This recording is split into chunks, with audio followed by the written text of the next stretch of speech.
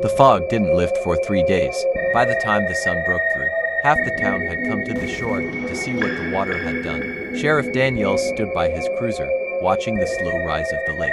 Trees near the edge leaned at odd angles, their roots half drowned. He hadn't slept since the night the clock stopped. The words on the tape replayed in his head.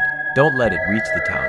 But it already had. When the water line crept past the old bridge, Daniels ordered barriers to be set. Still, people whispered about hearing something at night, a low hum that moved through the streets like wind. That morning, a fisherman found another tape. It was tangled in weeds near the dock, its label almost gone. Only 2 words remained, for Daniels.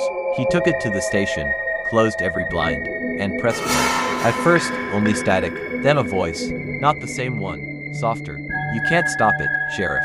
It remembers. He froze. The voice wasn't from the lake. It was his own, recorded days ago. The radio on the shelf flicked on by itself, crackling in rhythm with the words from the tape. Every speaker in the room buzzed, carrying the same faint tone, that hum from the water. He grabbed his jacket and drove back to the shore. The dock was half submerged now, planks drifting loosely in the current. Something glinted beneath the surface, a light, moving slowly, like a lantern under the waves. Daniels stepped closer. His reflection bent and twisted with the ripples. For a second, he thought he saw another figure beside him, standing in the water, facing the same direction. He turned sharply. No one there, just the fog and the sound of lapping water. He raised his flashlight. The beam caught on something deep below the shape, long and dark, resting where the lake bottom should have been. Then it moved. The ripples widened. The hum grew louder, turning into a low vibration that trembled through the ground. Daniels backed away, radio crackling at his belt.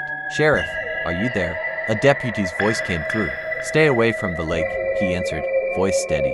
It's not done with us. The signal cut out. Static filled the channel. Then faintly, that same 3-tone pattern he'd heard before. The sound that started it all. He looked back one last time.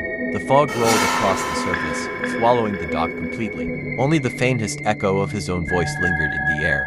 And somewhere beneath the water, something answered. That night, the town lost power again. And in the silence that followed, the lake began to glow.